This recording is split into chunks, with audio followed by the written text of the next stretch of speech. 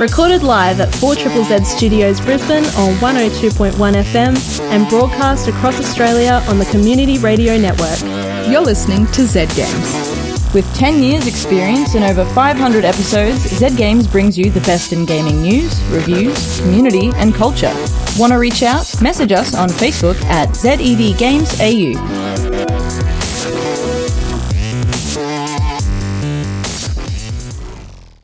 My name is Evie, and I'm here with... Rani. And Will. Yo! What a beautiful rainy day in Brisbane, isn't it? No, where's my son? Oh, I'm loving I don't know what you did with your son, but that's not my problem. Okay, I love the rain as much as everybody else, but it's not as much fun when you have to travel out into it to get to uni, alright? It's not nice. I mean, uni student life. I did a fair amount of walking around outside today.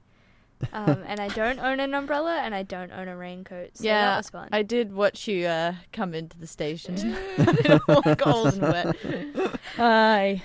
I actually didn't really plan the umbrella because I was like, I love this weather, but I have a car and then I park undercover as well, so I don't really engage with the rain. I just see the rain and I'm like, that's You're nice. Like inside with a cup of tea or something. Yeah, that's me. Looking out at everyone else wet on the street. Exactly. Yeah, that's normally what I'm doing. This explains why you like the rain so much and we don't. There's something like, I forget the word when you like really love rain. There's a word for the... Not phobia. That's a phobia for rain. It's the opposite of a phobia. Rain phobia. I remember there was a word for like loving the smell of rain, but I don't remember. Yeah, there's something. I feel like whatever that word is, I have that word. Someone should. It just makes me feel really calm, and I think like my partner put it perfectly the other day. She was saying, there's something about the rain that takes the pressure of having to be anywhere or have to do anything. Like when the sun's out, you're expected to be at your job at the time, do this thing, got all these things that you got to do, you got to be important and blah, blah, blah, blah. And she's like, but when it rains, it's like everything is to be calm. Everything is okay. Yeah. And like a soothing sort of thing. Yeah. As opposed to, it's miserable because the sky is crying. Yeah. To me, it's like, no, it's calm. It's like new life. Slow it's down. Water. I 100% agree with you. And also, it's a perfect excuse to play video games all day. That's 100% my problem. It's play games too much in the rain. I don't have to leave the house. It's raining. I'm just gonna play video games all day. Although, sorry, duties. Gonna have to do another day. Duties. As much as I love the rain, I am terrified of thunderstorms. And this morning there was like a particularly aggressive clap of thunder that, it like scared me. And then I heard the cat running downstairs. Is that what you call yourself in third person? It's like, the cat. And she just hid under the bed. I picked her up to give her a cuddle, and then she was like, nah, don't even want this, and went straight under the bed. There was like a really loud crack like the other night. And I had all the doors closed. Yeah. This was like, so I live sort of central Brisbane area, and Nat, my girlfriend's like, why have you got the windows closed? Like, we should have them open so we can listen to the rain and listen to the storm. And just as she opens, like, our double glazed, like, thick sliding door to the balcony, just as she opens that, it goes crack, like, so loud. And she's like, ah! Oh, my God. Like, that's what you get for opening that right now. Yeah. I wasn't at home when this happened, but my mum was telling me the story. Apparently, when that happened, Mum then heard a scream. She thought it was a light that had exploded because they make this really high-pitched squealing sound. Yeah. And I'm apologizing in advance, but she goes downstairs to investigate, and it's my 17-year-old brother. Aww. And apparently it was such a frightening clap of thunder. I wouldn't know. I was probably in the car on the way back from the studio. Yeah. Oh, well, there you go. Yeah. That's we've had a good tangent now. We had a very good tangent. But the rain is good for the bushfires, so woohoo for that. Well, we don't have any bushfires in central Brisbane, you're saying. Yeah, but I mean, like across the eastern coast, it's doing good. So anyway. Apart from the weather, which is that segment of the news today, let's listen to what's been going on in the gaming news. This week in gaming news, Red Dead Online is getting some unwanted visitors. Two-headed skeletons are being released into online sessions thanks to hackers. These skeletons are aggressive and spawn at random locations, terrorizing players by surprise. Players have been capturing footage of these evil skeletons on Reddit, Twitter, and Steam forums. They've been seen popping up throwing punches and kicks. These critters aren't official parts of the game, however, people have been speculating whether this is part of a secret event put on by the developers Rockstar, but this is not the case. It turns out to be a weird and creative way hackers are trolling players. If you encounter a two-headed skeleton in Red Dead Online, be sure to lasso and hog-tie it, then drop it off a waterfall or into a lake. Or simply find a new session to play in until Rockstar can address the issue. A new study done on brand intimacy shows that gaming brands rank favourably with both millennials and Generation Z. MBLM, an agency that looks at relationships between consumers and brands, has conducted their annual study, which ranks brands based on emotions across generations using emotional science.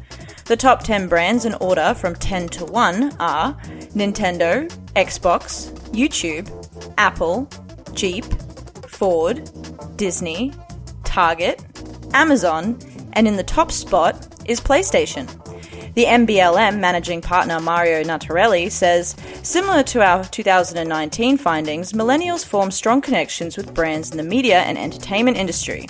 The combination of the esports phenomenon and the impact of hardware platforms has likely fueled PlayStation to rise in the rankings. Many other brands have also risen from the previous year, such as Spotify and Netflix. Looks like the age of tech giants are bonding well with the younger generations. IEM, Intel Extreme Masters, who host international esports tournaments, are not hosting in Sydney this year. IEM is the largest Australian esports event in the country and has been held in Sydney's Olympic Park for the last few years. Esports League has announced that it will be moving to Melbourne with its $250,000 event. The move is a huge loss for Sydney's esports community and adding to Melbourne's, which isn't just the centre of game development for Australia, but also plays host to many other major gaming events such as PAX, Melbourne Esports Open, and Game Connect Asia Pacific. Martin Pakula, the Minister of Victorian Tourism, Sport and Major Events, said that it's fantastic for Victoria to be a leader in esports, given that the state already contributes so much to the video game industry. Michael Blacharles, the Vice President of Pro Gaming at ESL, also said Australians have always generated atmospheres that could not be matched by anything else. Coming back for 2020 was a top priority, and the Melbourne Esports Open was a natural match. That's all this week in gaming news. Well, that's pretty interesting. Yeah. Mm-hmm. Which one do you want to start with? Well, I like skeletons. yeah, two-headed skeletons. My goodness. Do your duty to the community. If you find one, tie it up and throw it in a waterfall. It was quite funny, actually. I went to Reddit to sort of take a look at some of the videos of people finding these skeletons. Yeah. And it's just this recording of someone on Twitch playing, and it just like pops up behind him, and he squeals like it's like It's like the it's just like freaks out, and then it starts like punching him, and yeah, that's pretty violent actually. It's pretty crazy. I mean, it's like the last game you would expect it as well. Like if I'm playing as a cowboy out in the desert, I don't expect to meet him. I wouldn't expect to meet a skeleton there. Let alone a two-headed skeleton. two-headed I skeleton. don't even know the story behind that. The skeleton that they use, the two-headed skeleton they use, is actually already a prefab in the game, so it's already an object that exists within the game. It's from like apparently this is I haven't played Red Dead, but there's a circus or something. Oh yeah, that area, would make sense. And there's like a skeleton behind like a cage, because it'd be in a dress or something. Yeah. And they use that as to obviously then terrorize players. That is a lot of work. Just if you find a skeleton and you catch it, just don't forget to shove them all in the closet. Yeah, that's keep your skeletons in the closet. Keep them in the guys. closet. Just keep them in the closet. just bring them out for Halloween. Yeah. You'll be fine. Yes. Brand intimacy. PlayStation #1 for Gen Z and millennials. That's not surprising. No, I'm not that surprised either. PlayStation is doing a pretty good job with keeping their customers happy. I find it so fascinating that pretty much all of them, the top 10 brands except for like Jeep, Ford and Target, are all digital. They're all sort of like either software or hardware leaning more towards like technology. Yeah. I As do opposed think to... the results are probably very much American-centric. Like, just in that maybe that's where they got the most sort of from in terms of when they were doing their survey. They probably got more... I imagine they would be. More from the Americans, which is why, you know, Jeep and Ford are really there. But we see plenty of Jeeps and Fords over here. But Target in the States is different to Target here. So Target is, you know, you can do your grocery shop there. I can't imagine it being that much different here, though. It's not too different, but it is... It's a bit bigger. It's a bit more substantial there. Yeah. Yeah, no, they have more things. Yeah. Target, but I mean, that's also like it's based in America, so it would be bigger there. It's got, you know, a freezer section for food and then other cold food and wine. And I think some Targets even have pharmacies. That makes sense. We definitely don't have that here. But also they sell alcohol out of regular shopping centres, which just seems so much more logical. It's only specific types of alcohol. But like even when you're in Europe, you just it's just some places do that, not Sweden.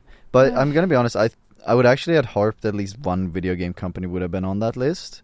But then again, we also had so many controversies around that. So it's like, I mean, if you look at the other side of that spectrum, EA had been voted the most hated company like 3 years in a row. I'm waiting for them to break that streak sometime. They should have done like brand intimacy, like the lowest ranking. Yeah. Actually, I wonder if I could find that out. You probably could. They probably have done it. I mean, EA is probably down there. Probably.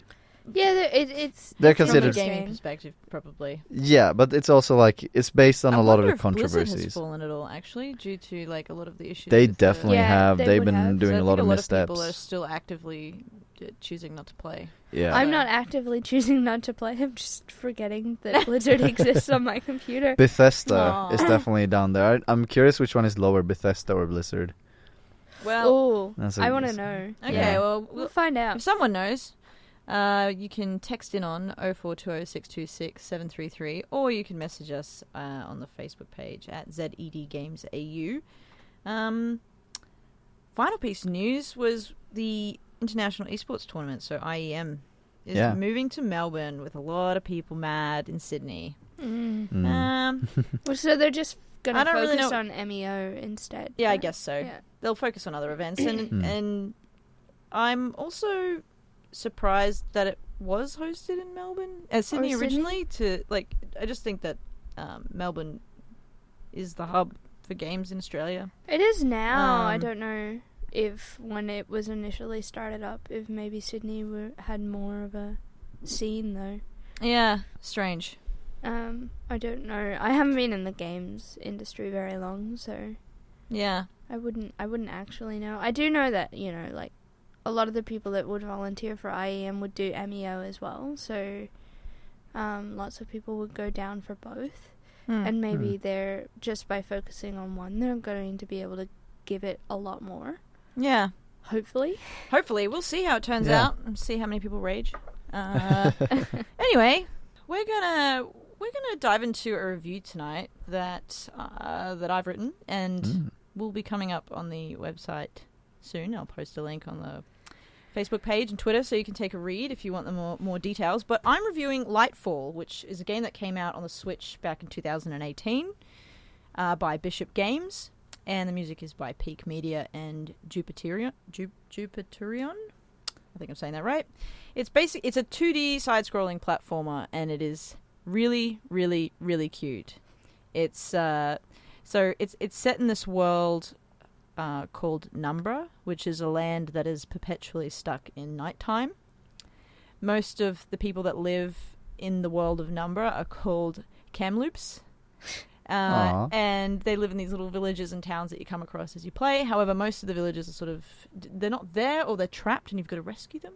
So there's you're a bit confused at first about what's happening. You play as this character who doesn't have a name, and you're basically a little pocket-sized shadow with big, bright, glowing eyes.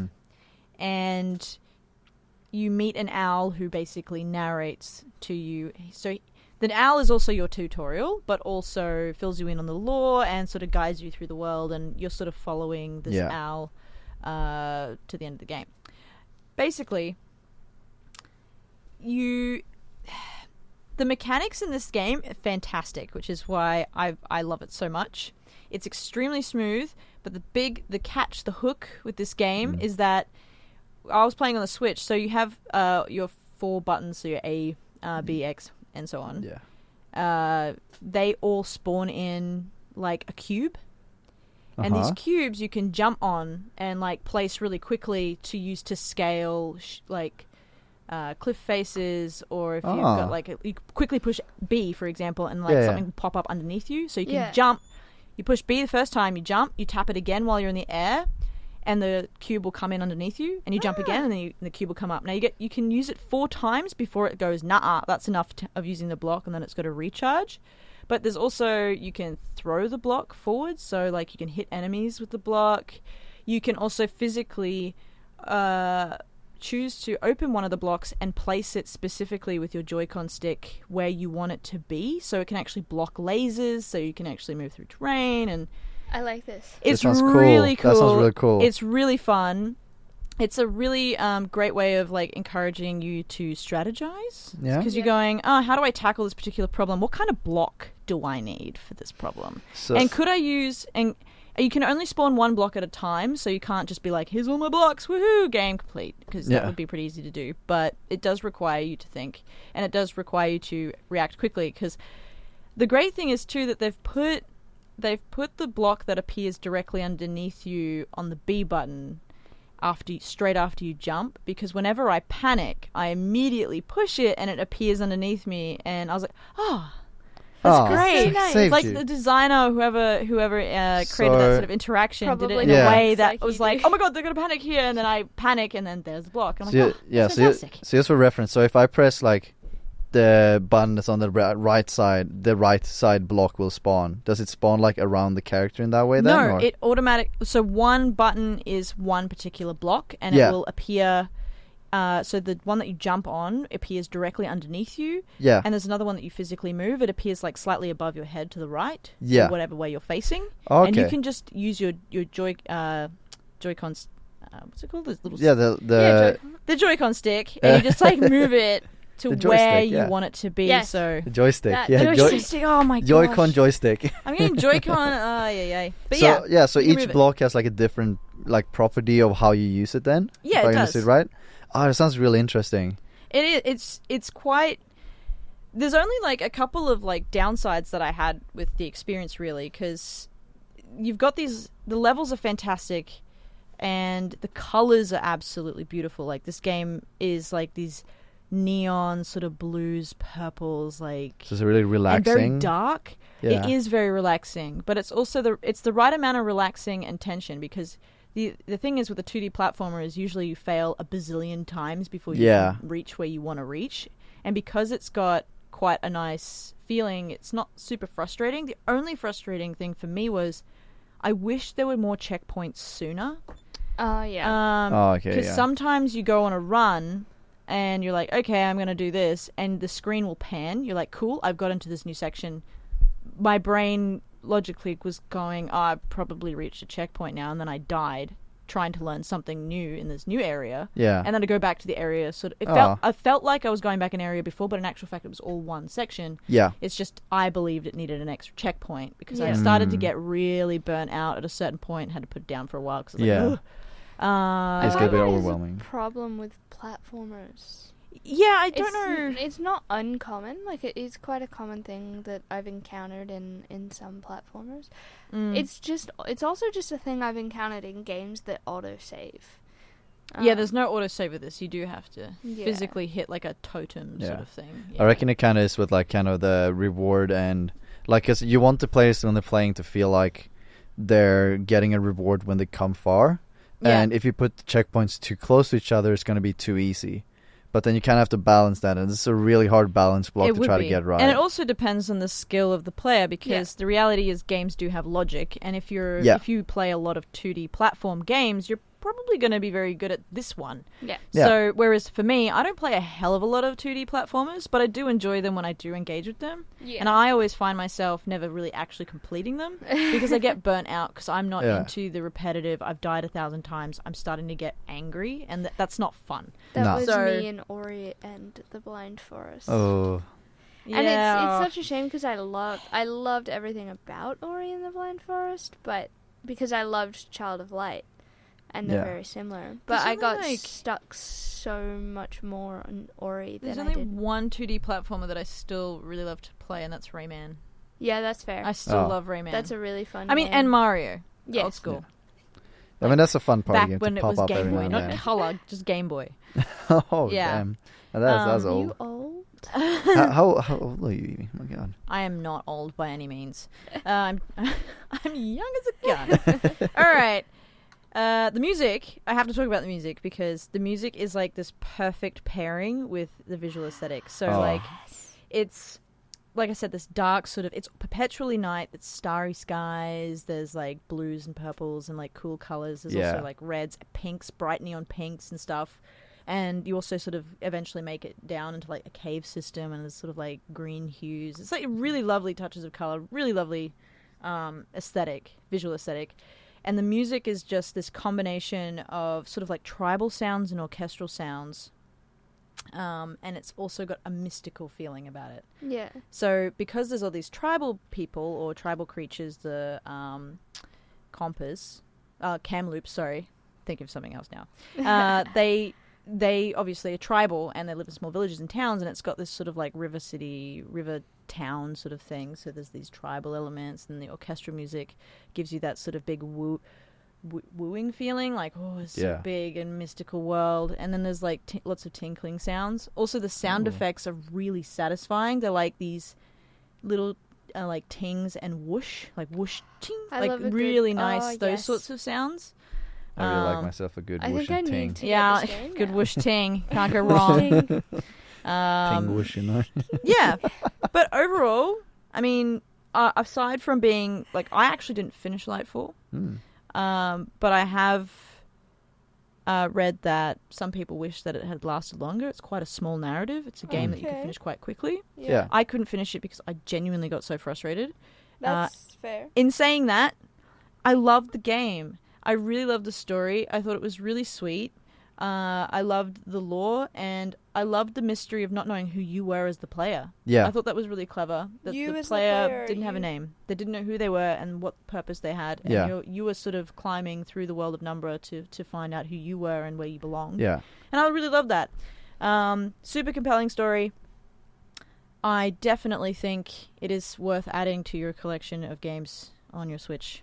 Yes. Yeah. Nice. I'll do that. Is it just on the Switch, or can we get it You somewhere can else? get it on PC as well, so it's just Oh. PC and the Switch. Nintendo shop. So yeah. All right. Gonna have now to check I have that out. Choose.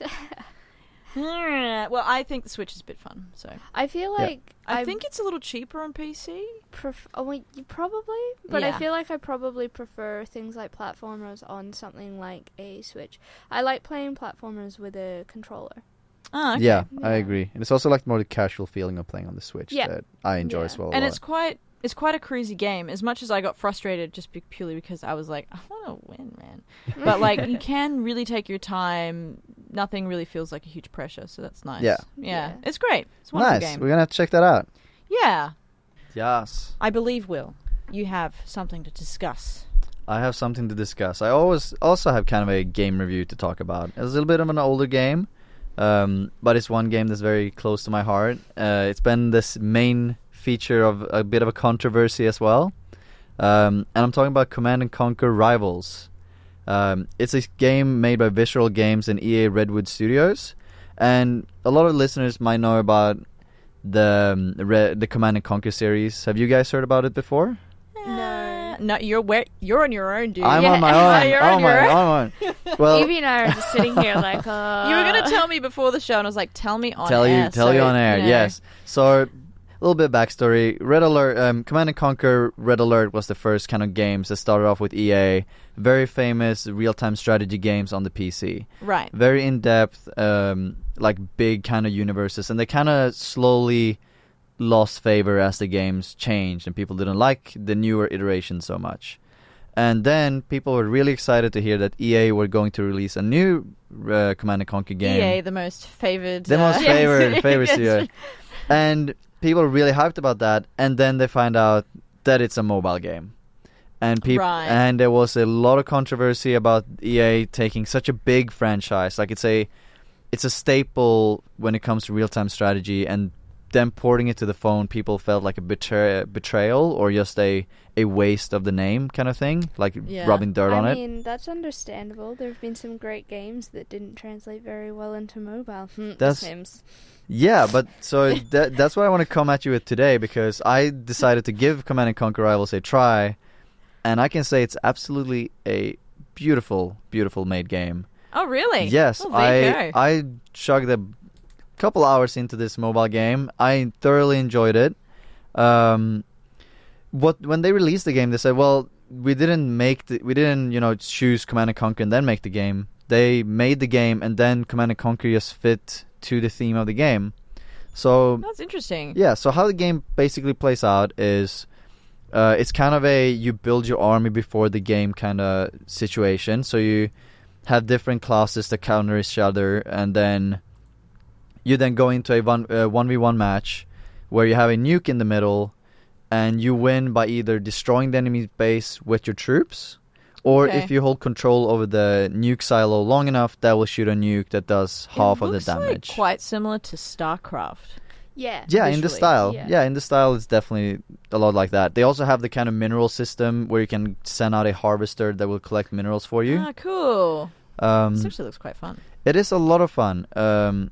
One thing I really enjoyed about it was the way you have to build your army composition before the game actually starts. It gives you a lot of possibilities to play around with. It does suck a little bit if you come into a match and you've been heavily outmatched, but I noticed that once you get into the game, that's something that very rarely happens. Okay. And there's a bunch of tutorials online as well where you can check up on how to get better army compositions as well. So, and also each of the units are very unique in the way they act and feel, which really makes it so that when you play the game, you have your army composition, and whatever your opponent throws at you, you will have some sort of counter to. Even things you wouldn't expect to counter one thing, you could still use as a counter. So it's quite. So would you say that you need to have like a lot of prior knowledge about what does what before you can sort of start engaging in battle, so to speak? Not necessarily, Or- because you get kind of eased into the game quite so well. it's not like a sharp learning curve. No. Okay. I would say it's a quite nice ease into the game. It definitely is a skill cap where the higher players will climb very quickly. Right. Because okay. being a game designer, I do study a lot of games, and I am aware of the game mechanics. So I climbed very quickly compared to other people. Yeah. Okay. But that is also like for the better players coming into this, you're gonna be matched fairly.